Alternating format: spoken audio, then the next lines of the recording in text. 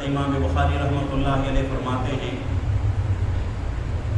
ہم سے حدیث بیان کی یحییٰ ابن بکیر نے، انہوں نے کہا ہمیں خبر دی لیث نے، وہ روایت کرتے ہیں بقیل سے، انہوں نے روایت کی ابن شہاب سے، انہوں نے روایت کی عروہ ابن زبیر سے، انہوں نے روایت کی ام المؤمنین حضرت عائشہ صدیقہ عفیفہ رضی اللہ عنہا سے۔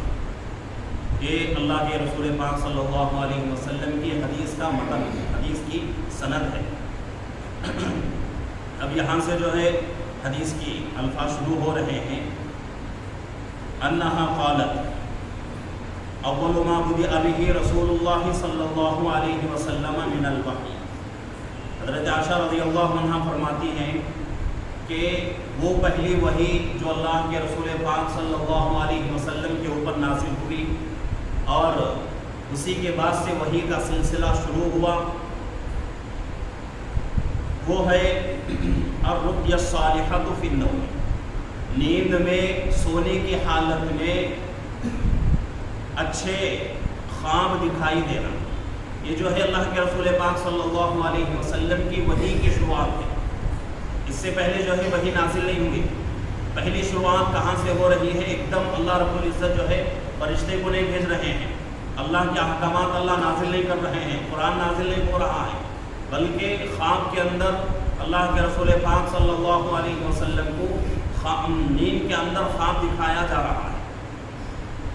وہ خواب کیسا ہوتا تھا؟ فرماتی ہیں حضرت عائشہ رضی اللہ عنہا فَكَانَ لَا يَرَى رُؤْيًا إِلَّا جَاءَتْ، اللہ کے رسول پاک صلی اللہ علیہ وسلم خواب نہیں دیکھتے تھے مگر مثل فلق الصبح، ایسا خواب ہوتا تھا کہ جیسے صبح کی روشنی ہوتی ہے، صبح کی جیسی روشنی جس کے اندر کوئی شک نہیں، کوئی شبہ نہیں کہ صبح کی روشنی کے اندر، تو اسی طریقے سے اللہ کے رسول پاک صلی اللہ علیہ وسلم کے خواب میں کسی طرح کا کوئی شک و شبہ نہیں ہوتا تھا۔ جیسے اللہ کے رسول پاک صلی اللہ علیہ وسلم خواب دیکھتے تو اسی طرح صبح میں ہوتا تھا۔ اور بعض خواب وہ ہوتے ہیں جن کی تعبیر کی ضرورت پڑتی ہے۔ یہ خواب بندے نے دیکھا، اب بندے کو جو ہے اس کا مطلب سمجھ میں نہیں آ رہا ہے، اب آدمی جو ہے پریشان، بھائی خواب یہ دیکھ رہا ہوں، یہ خواب جو ہے اس چیز کے تعلق سے تو مجھے نظر آ رہی ہے، مجھے ایسا محسوس ہو رہا ہے فلاں چیز کے تعلق سے، لیکن اس کا مطلب کیا ہو سکتا ہے؟ اب آدمی کیا کرے گا؟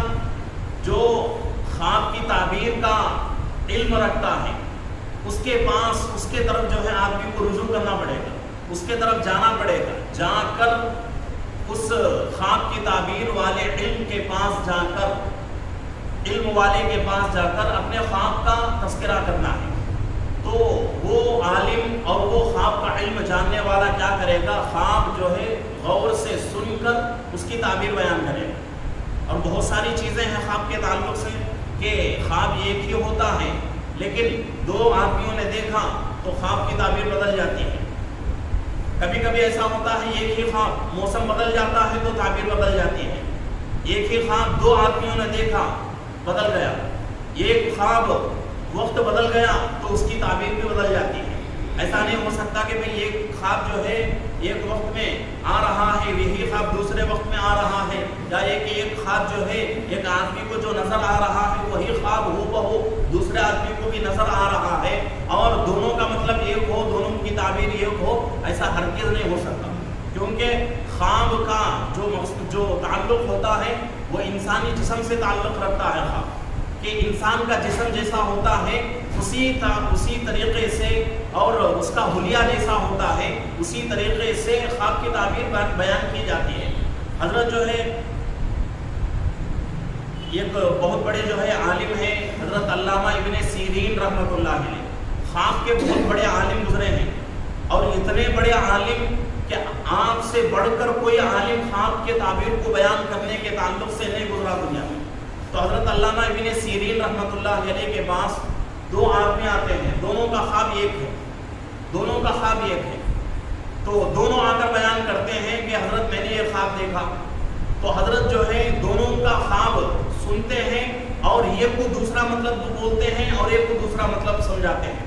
ایک کی تعبیر جو ایسے آتی ہے کہ بھئی تیرے گھر میں جو ہے تو جو خواب دیکھا ہے اس کی تعبیر یہ ہے کہ تیرے گھر میں درمیان میں گڑھا ہے، اس گڑھے کو کھود کے دیکھ کے اس کے اندر تجھے جو ہے بہت بڑا خزانہ ملے گا۔ تو اس کو آدمی جاتا ہے اپنے گھر کو جو ہے زمین کھودتا ہے اور خزانہ نکال لیتا ہے۔ وہی خواب دوسرا آدمی دیکھتا ہے، وہی ہو بہو، کوئی فرق نہیں۔ وہ آدمی آ کر بولتا ہے تو حضرت جو ہے اس کی تعبیر کرتے ہیں کہ بھئی تیرے گھر کو آگ لگنے والی ہے تو اپنے بیوی بچوں کو جلدی سے جو ہے باہر نکال۔ تو مطلب یہ ہے کہ خواب یہ ہوتا ہے لیکن تعبیر بدل جاتی ہے، مناسبت الگ، موقع محل کے اعتبار سے اور آدمیوں کے بدنوں کے اعتبار سے، آدمیوں کے مزاج کے اعتبار سے خواب کی تعبیر جو ہے بدل جاتی ہے۔ تو یہاں جو ہے خواب اللہ کے رسول پاک صلی اللہ علیہ وسلم کی وحی کی شروعات جو ہے خواب سے ہو رہی ہے۔ حضرت یوسف علیہ السلام بہت بڑے نبی، اور حضرت ابراہیم علیہ السلام اور حضرت اسماعیل علیہ السلام، حضرت اسحاق علیہ السلام، حضرت یعقوب علیہ السلام۔ تو حضرت یعقوب علیہ السلام سے لے کر ان کے ابا یعنی حضرت یوسف علیہ السلام کے ابا حضرت یعقوب علیہ السلام سے لے کر 3 پیڑھیوں تک انبیاء کا شمار ہے۔ حضرت ابراہیم علیہ السلام، حضرت اسحاق علیہ السلام اور حضرت یعقوب علیہ السلام۔ اس کے بعد جا کے 4تھی پیڑھی میں حضرت یوسف علیہ السلام آتے ہیں۔ تو حضرت یوسف علیہ السلام کو اگر ملا لیں گے تو 4 پیڑھیوں میں 4 نبیوں کا تذکرہ، بیٹے بھی نبی، باپ بھی نبی، دادا بھی نبی، پردادا بھی نبی۔ تو بہت بڑے جو ہے حضرت یوسف علیہ السلام جو ہے بہت بڑے نبی ہیں اور بہت بڑے جو ہے جلیل القدر جو ہے نبی ہیں، اللہ کے بہت ہی جو ہے مقرب اور بہت ہی لاڈلے نبی تھے، اور آپ کی خوبصورتی بہت مشہور ہے، بہت ہی زیادہ مشہور ہے آپ کی خوبصورتی۔ سورہ یوسف کے اندر آپ کی خوبصورتی کا تذکرہ موجود ہے۔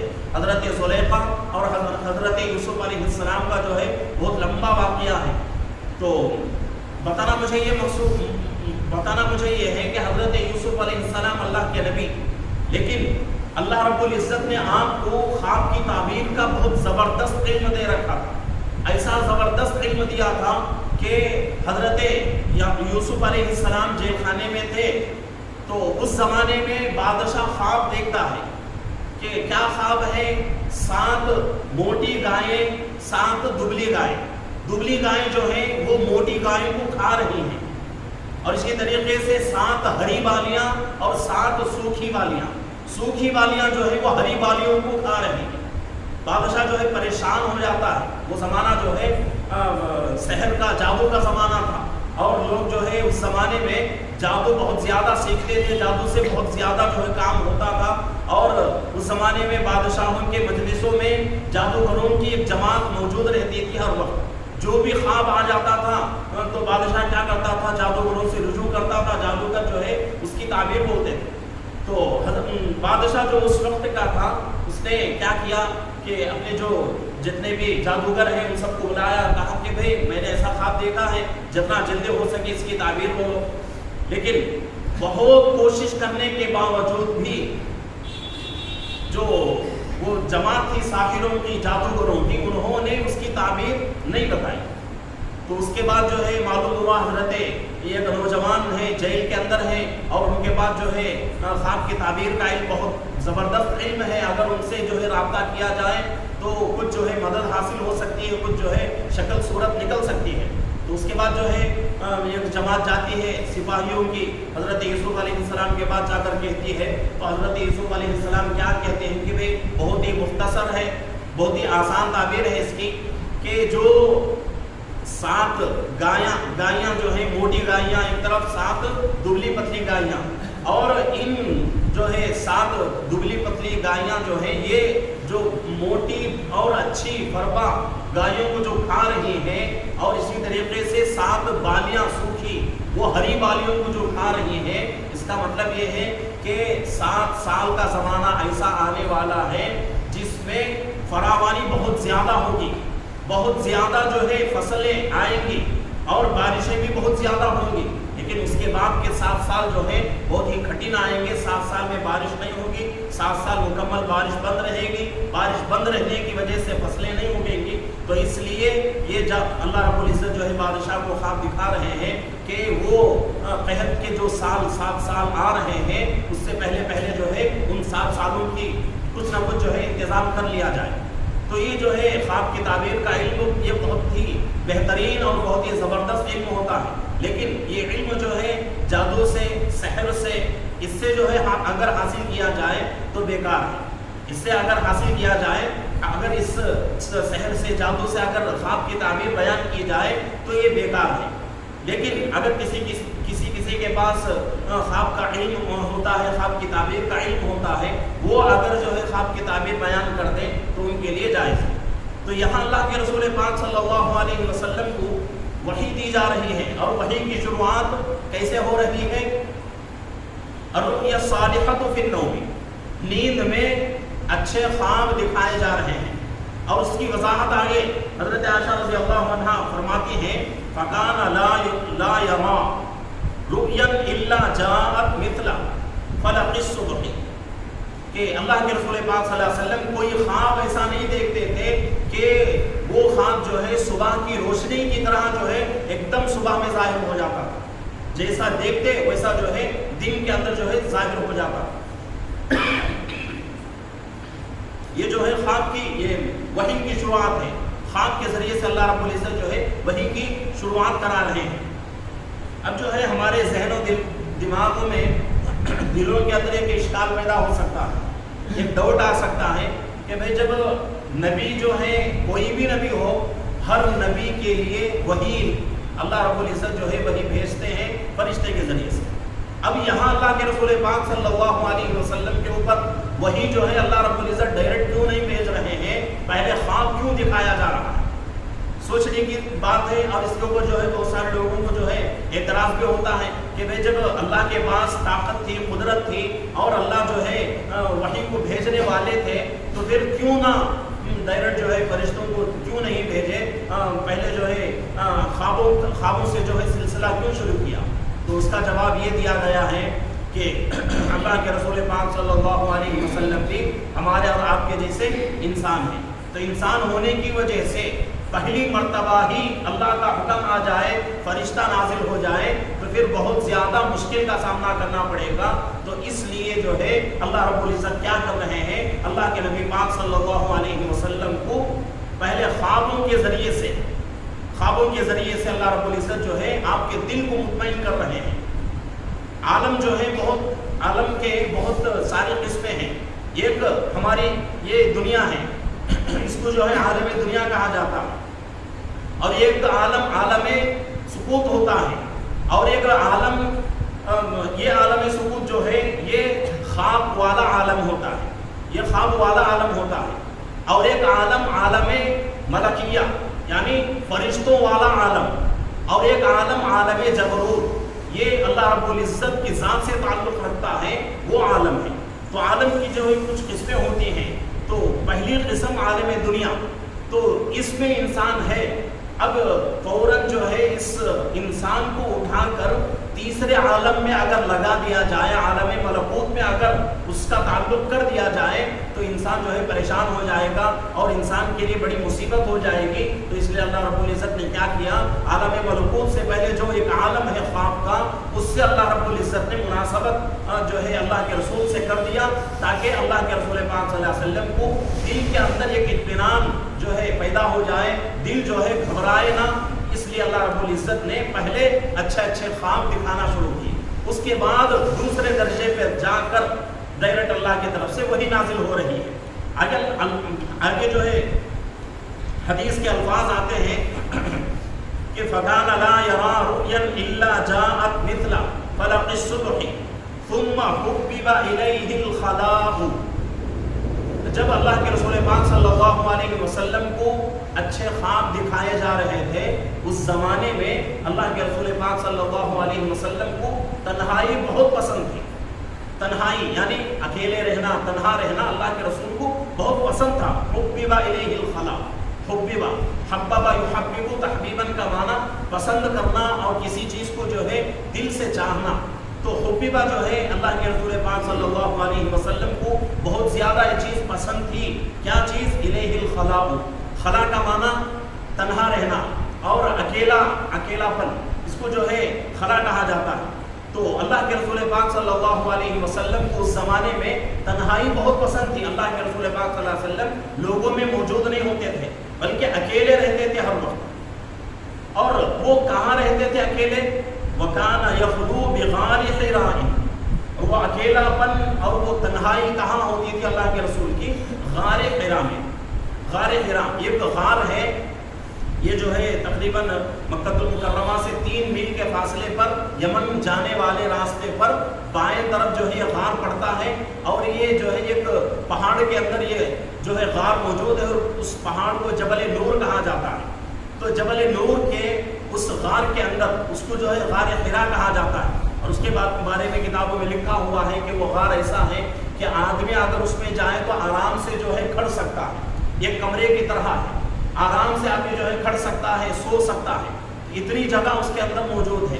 اور اس کے اندر ایک سوراخ ہے، اور وہ سوراخ جو ہے اس سوراخ سے اگر آدمی جھانکے گا تو کعبۃ اللہ مکمل آرام سے نظر آ جائے گا. تو یہ چیزیں جو ہے کتابوں کے اندر لکھی ہوئی ہیں. تو غار حرا میں جب آپ اللہ کے رسول پاک صلی اللہ علیہ وسلم جاتے تھے اور وہاں تنہائی اختیار کرتے تھے. اور آگے اللہ کے امی جان فرماتی ہیں فَيَتَحَنَّثُ فِيهِ، اور اس غار میں جا کر رہتے تھے. کب تک رہتے تھے؟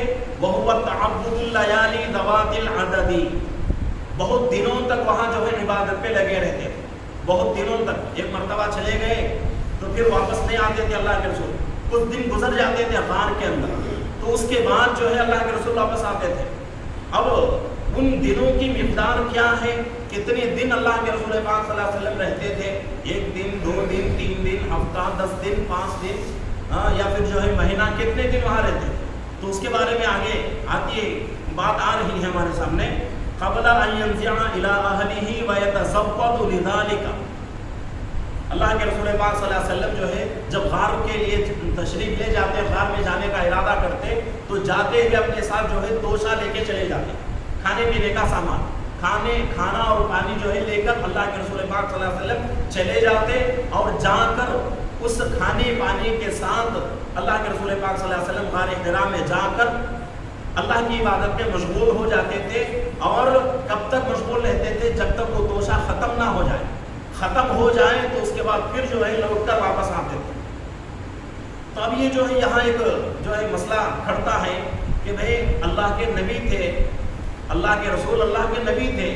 اللہ کے نبی کو اللہ کی ذات کے اوپر یقین بہت زیادہ ہوتا ہے، لیکن اللہ کے رسول پاک صلی اللہ علیہ وسلم جو ہے غار میں جا رہے ہیں عبادت کے لیے، اور کھانا اور پانی ساتھ کیوں لے کے جا رہے ہیں؟ یہاں بھی جو ہے اشکال ہو سکتا ہے کہ کیا اللہ کے رسول کو یقین نہیں تھا اللہ کی ذات پہ؟ اس پہ جو ہے کسی قسم کا کوئی شک و شبہ نہیں ہے. اللہ کے رسول سے بڑھ کر کائنات میں چاہے انبیاء ہی کیوں نہ ہو، انبیاء میں بھی اللہ کے رسول سے بڑھ کر اللہ کے اوپر کسی کو اتنا یقین نہیں جتنا اللہ کے رسول کا یقین ہے. وہ یقین پورے عالم کے یقین سے بڑھ کر. اس کے باوجود بھی اللہ کے رسول پاک صلی اللہ علیہ وسلم کھانا اور پانی کیوں لے کے جاتے تھے؟ تو محدثین فرماتے ہیں یہ کھانا اور پانی لے کے جانا یہ دنیا دارالاسباب ہے. یہ دنیا جو ہے دارالاسباب ہے، یہاں رہ کر اسباب اختیار کرنا آدمی کے لیے لازم، بعض محدثین فرماتے ہیں فرض کے درجے پر ہے. اگر کوئی آدمی دارالاسباب پہ رہتے ہوئے، دنیا کے اندر رہتے ہوئے اسباب اختیار نہیں کرتا اور یہ کہتا ہے کہ بھئی مجھے اللہ کی ذات پر بھروسہ ہے، تو وہ آدمی بیوقوف ہے. آدمی بیوقوف، اس کو بیوقوف کہا جائے گا. کیوں؟ اس لیے کہ اللہ کے رسول پاک صلی اللہ علیہ وسلم کی سیرت طیبہ سے ہمیں یہی پتہ چلتا ہے. اب جو ہے اس کے اوپر ہمیں ایک اشکال یہ بھی ہو سکتا ہے کہ بھئی ابھی اللہ کے رسول کو اللہ نے ابھی نبی نہیں بنایا، اس سے پہلے کا واقعہ ہے. اس واقعے کو نبی بننے کے بعد کی زندگی سے کیوں ہم جو ہے دلیل پکڑ سکتے ہیں؟ تو ٹھیک ہے، اس کا جواب جو ہے کچھ اگر نہ دے. ایک اور واقعہ ہمارا اللہ کے رسول پاک صلی اللہ علیہ وسلم کی سیرت میں آتا ہے، ہجرت کا واقعہ. اللہ کے رسول پاک صلی اللہ علیہ وسلم اور حضرت ابوبکر رضی اللہ عنہ ہجرت کر رہے ہیں. آپ کے ساتھ پیسہ موجود تھا، کھانے پینے کے لیے پیسہ موجود تھا. اللہ کے رسول پاک صلی اللہ علیہ وسلم حضرت ابوبکر رضی اللہ عنہ اپنے ساتھ لے کر مکہ المکرمہ سے مدینے کو ہجرت کر کے چلے گئے، تو پیسہ اپنے ساتھ لے کر گئے.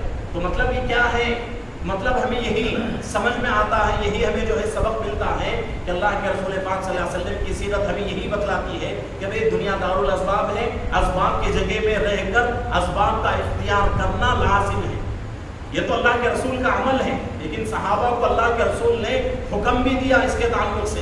بہت مشہور واقعہ ہے، ایک جماعت آئی اللہ کے رسول پاک صلی اللہ علیہ وسلم سے ملاقات کے لیے، شوق میں اللہ کے رسول کی ملاقات کے شوق میں صحابہ نے کیا کیا، اپنے اونٹوں کو چھوڑ کر پورے دوڑتے ہوئے جو ہے اللہ کے رسول صلی اللہ علیہ وسلم کی خدمت میں آئے۔ اللہ کے رسول نے پوچھا بھائی کیسے آئے ہو؟ اونٹوں کے ذریعے سے آئے ہیں۔ تو اللہ کے رسول نے پوچھا اونٹوں کو کہاں باندھا؟ تو صحابہ نے کہا کہ اللہ کے رسول اونٹوں کو ہم نے نہیں باندھا، بلکہ میدان میں اللہ کی ذات پر بھروسہ کر کے چھوڑ کر آئے ہیں۔ تو اللہ کے رسول نے کہا ایسا مت کرو، اونٹ کو باندھو اس کے بعد اللہ کی ذات سے بھروسہ کرو، یہ ضروری ہے۔ تو یہ اللہ کے رسول کی زندگی میں اللہ کے رسول نے خود کر کے دکھایا اور حکم بھی دیا صحابہ کو۔ تو دارالاسباب ہونے کی وجہ سے اسباب کا اختیار کرنا بہت ہی ضروری ہے۔ تو اسی وجہ سے اللہ کے رسول پاک صلی اللہ علیہ وسلم غار حرا میں جب جاتے تھے تو کیا کرتے تھے، کھانا بھی اور پانی بھی ساتھ لے کر جاتے تھے۔ ایسا نہ ہو جائے کہ وہ آدمی جو ہے دنیا کو چھوڑ کر مسجد کا کونا اختیار کر لے اور اللہ اللہ کرتا رہے، جب بھوک لگے تو آدمی جو ہے بھیک مانگے دوسروں سے جو ہے دوسروں کے سامنے ہاتھ پھیلائے، مجبور ہو جائے، یہ اللہ کو پسند نہیں۔ اللہ کو پسند نہیں، بھئی کماتا رہے، کھاتا رہے، اس کے ساتھ ساتھ اللہ کی عبادت کرتا رہے، یہ اللہ کو بہت پسند۔ تو اللہ کے نبی پاک صلی اللہ علیہ وسلم کی زندگی سے، اللہ کے رسول صلی اللہ علیہ وسلم کی سیرت طیبہ سے بھی ہمیں یہی پتہ چلتا ہے۔ تو آگے امی جان فرماتی ہیں تو کتنے دن وہاں رہتے تھے، جب تک وہ توشہ ختم نہ ہو جائے تب تک اللہ کے رسول غار حرا میں رہتے تھے۔ اس کے بعد کیا ہوتا تھا، ثم يرجع الى خدیجہ، جب توشہ ختم ہو جاتا تو اللہ کے رسول پاک صلی اللہ علیہ وسلم حضرت خدیجہ رضی اللہ عنہا کے پاس واپس لوٹ جاتے۔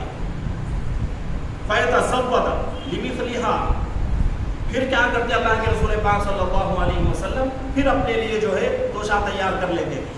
آتے توشہ تیار ختم ہو جاتا، اللہ کے رسول پاک صلی اللہ علیہ وسلم حضرت خدیجہ رضی اللہ عنہا کے پاس آتے، اسی وقت جو ہے اللہ کے رسول کی شادی ہو چکی تھی، نکاح ہو چکا تھا۔ پہلا نکاح اللہ کے نبی پاک صلی اللہ علیہ وسلم کا 25 سال کی عمر میں، 25 سال کی عمر میں آپ کا پہلا نکاح ہوا حضرت خدیجہ رضی اللہ عنہا سے، اور آپ کو وحی دی جا رہی ہے 40 سال کی عمر میں۔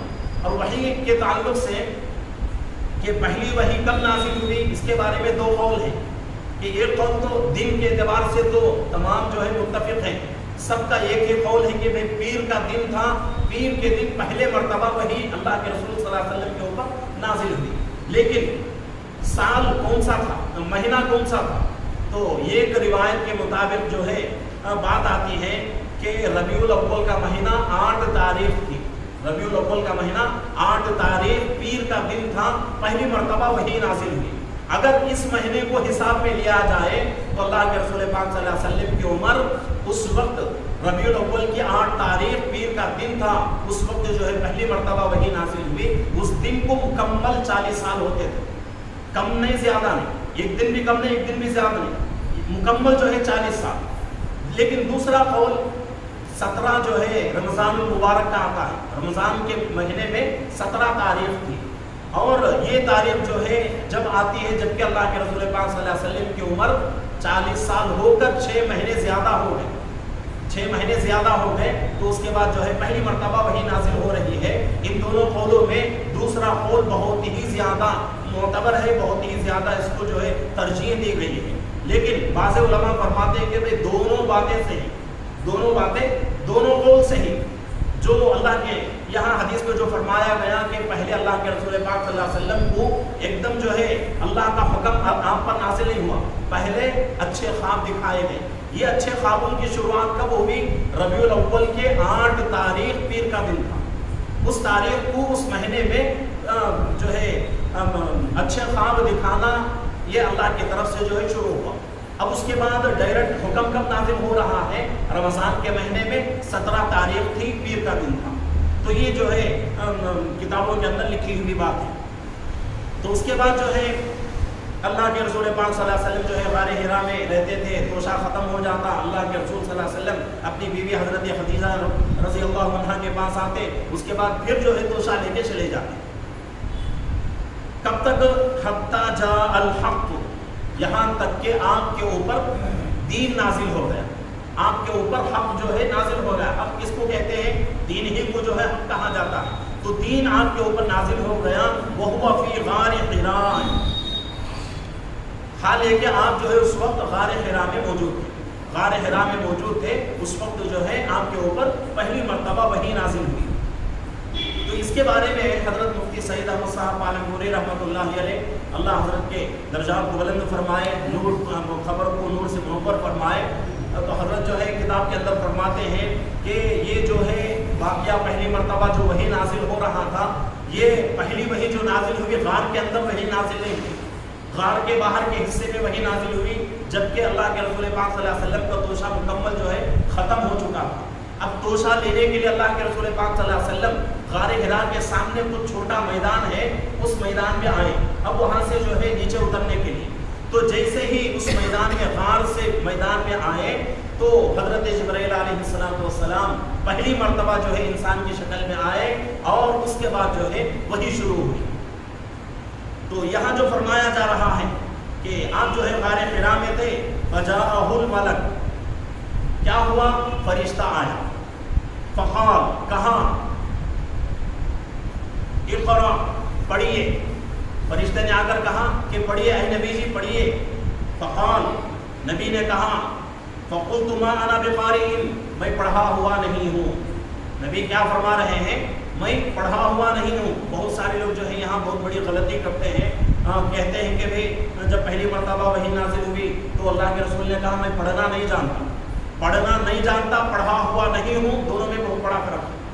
پڑھنا نہیں جانتا ایسی کوئی بات ہی نہیں ہو سکتی کہ کوئی بات جو ہے نبی کے علم میں نہ ہو، نبی کو معلوم نہ ہو، نبی کو جو ہے کسی کا کوئی چیز نہ آتی ہو، ایسی کوئی چیز دنیا کے اندر نہیں۔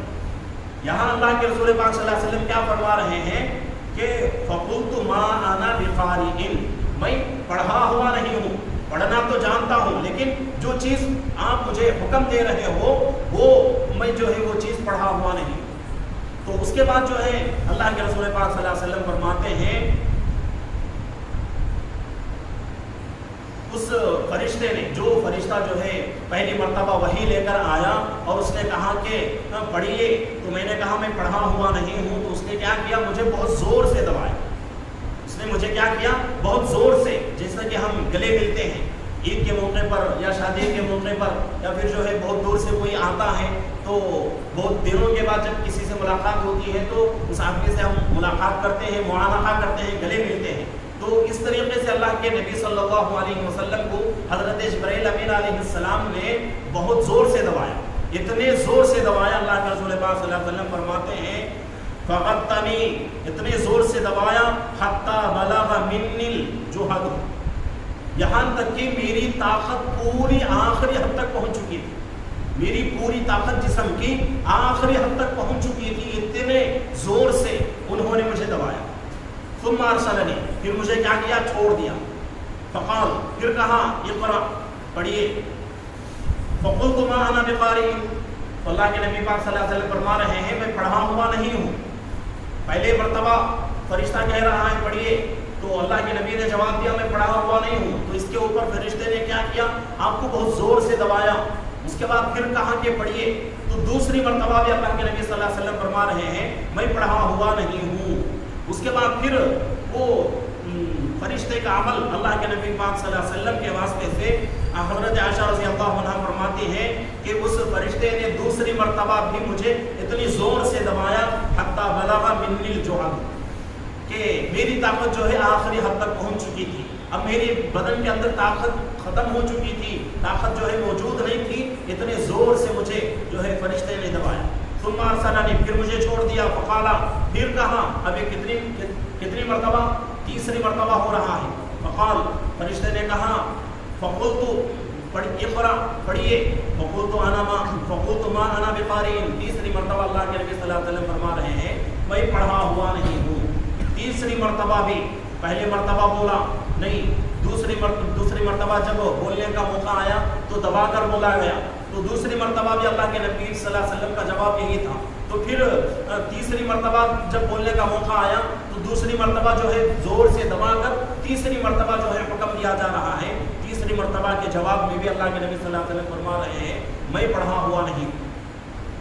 उसके बाद सुम्मा अरसलनी, उसके बाद मुझे उसने क्या कर दिया, छोड़ दिया। 3 मरतबा जो है मेरे साथ यही अमल हुआ, 3 मरतबा मुझे जोर से दबाया, छोड़ दिया गया।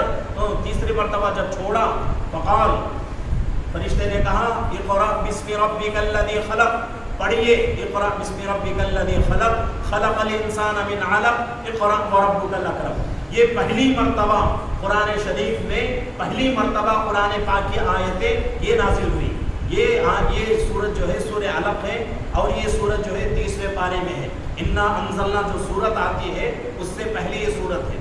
तो ये जो है पहली सूरत थी, पहली सूरत की पहली आयतें थी, 5 आयतें जो है पहली मरतबा नाजिल हुई। इक़रा बिस्मि रब्बिकल लज़ी खलक़, ऐ नबी जी पढ़िए अपने रब के नाम के साथ, अपने रब के नाम के साथ पढ़िए जिसने खलक़ा खलक़ल अल्लज़ी खलक़ल इंसान मिन अलक़,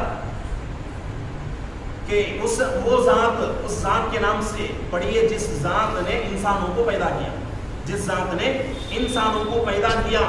और मिन अलक़ इक़रा व रब्बुकल अकरम, यहाँ जो है इंसानों का भी तज़किरा हो रहा है और अलक़ का भी तज़किरा हो रहा है। तो ये जो है पहली मरतबा अल्लाह के नबी सल्लल्लाहु अलैहि वसल्लम के ऊपर वही नाजिल हो रही है। तो ये जो है हदीस बहुत लंबी है और आधा हिस्सा जो है हदीस का अभी मौजूद है। तो इंशाअल्लाह आइंदा मजलिस में जो है उस आधे हिस्से को आप हज़रात के सामने जो है बयान करूँगा। तो अगर जो है इस आधे हिस्से को बयान करेंगे तो और जो है आधे घंटे की जो है आधे घंटे का वक्त लग जाएगा। तो यहाँ तक जो है जहनों में रख लें कि अल्लाह के नबी सल्लल्लाहु अलैहि वसल्लम खुलासा बयान कर रहा हूँ आखिर में। अगर ये खुलासा जहन में रहा तो आप दूसरा हिस्सा हदीस का समझना आसान हो जाएगा कि अल्लाह के नबी सल्लल्लाहु अलैहि वसल्लम को पहली मरतबा अच्छे ख्वाब दिखाए जा रहे थे। वो ख्वाब कैसे थे? सुबह उठने के बाद वो ख्वाब सही हो जाते थे। ये जो है वही की जो है शुरुआत हो रही है। उसके बाद जो है मुस्तकिल जो है वही शुरू हुई। उससे पहले अल्लाह के नबी सल्लल्लाहु अलैहि वसल्लम का मिजाज कैसा हो गया? अल्लाह के नबी सल्लल्लाहु अलैहि वसल्लम तन्हाई पसंद करने लगे और तन्हाई में इबादत करने लगे। अब जो है इबादत का भी तज़किरा है। तन्हाई में अल्लाह के नबी सल्लल्लाहु अलैहि वसल्लम इबादत करते थे। अब इबादत किस अंदाज से करते थे ये भी एक इश्काल, ये भी एक जो है एतराज़ हो सकता है। जबकि आपको अभी नबी नहीं बनाया गया, अभी अल्लाह की तरफ से कोई अहकामात नाज़िल नहीं हुए, उस वक्त अल्लाह के नबी सल्लल्लाहु अलैहि वसल्लम ने कौन सी इबादत की, किसके तरीक़े पर इबादत की? तो मुहद्दिसीन जवाब देते हैं वहाँ अल्लाह के नबी सल्लल्लाहु अलैहि वसल्लम जो इबादत किया करते थे वो अपने दादा अपने बाप हज़रत इब्राहीम अलैहिस्सलाम के दीन के अंदर जो इबादत का तरीक़ा बताया गया था वो तरीक़े से इबादत किया करते थे अल्लाह के नबी सल्लल्लाहु अलैहि वसल्लम। कब? जबकि अभी वही नाजिल नहीं हुई। वही नाजिल होने से पहले तन्हाई जब आपको बहुत पसंद थी, गार में जब आप जाते थे, उस वक्त अल्लाह के नबी सल्लल्लाहु अलैहि वसल्लम जो है अल्लाह के नबी हज़रत इब्राहीम अलैहिस्सलाम के इबादत जैसी होती थी वैसी इबादत अल्लाह के नबी सल्लल्लाहु अलैहि वसल्लम करते थे। तो उसके बाद जो है ये कदम आगे बढ़कर क्या हुआ? अल्लाह के नबी सल्लल्लाहु अलैहि वसल्लम गार हिरा में थे तो पहली मरतबा वही नाजिल हुई। पीर का दिन था और इसी तरीके से महीना जो है रबीउल अव्वल का महीना 8 तारीख, ये जो है रिवायत। दूसरी रिवायत पीर का दिन था, रमज़ान का मुबारक महीना था, 17 तारीख थी। तो ये 2 रिवायतें हैं। तो इस दिन इस तारीख में इस महीने में जो है पहली मरतबा वही नाजिल हुई। उसके बाद जो है यहाँ से जो है वही का सिलसिला शुरू हुआ और वही आगे जो है हमारे सामने बात आएगी। जब पहली मरतबा अल्लाह के नबी सल्लल्लाहु अलैहि वसल्लम के ऊपर जो है वही नाजिल हुई तो अल्लाह के नबी सल्लल्लाहु अलैहि वसल्लम को बहुत ज़्यादा बोझ हुआ, बहुत ज़्यादा बोझ हुआ, इतना ज़्यादा बोझ हुआ। अल्लाह के नबी सल्लल्लाहु अलैहि वसल्लम फरमाते हैं कि अम्मीजान हज़रत खदीजा रज़ियल्लाहु अन्हा से फरमाती हैं कि लक़द ख़शीतु अला नफ़्सी, मुझे अपनी जान की हलाकत का मुझे अंदेशा होने लगा। ऐसा मुझे महसूस होने लगा कि मैं दुनिया से चला जाऊँगा, अब मेरी मौत हो जाए, इतना मुझे जो है डर महसूस हुआ। तो इतना जो है बोझ हुआ अल्लाह के नबी सल्लल्लाहु अलैहि वसल्लम के ऊपर। तो ये जो है वही का पहला जो है कदम था, पहली जो है वही थी जो सूरह अलक़ की तीसरे पारे की एक सूरत की शुरू की 5 आयतें नाजिल हुई। उसके बाद जो है सिलसिला जो है आगे बढ़ता गया।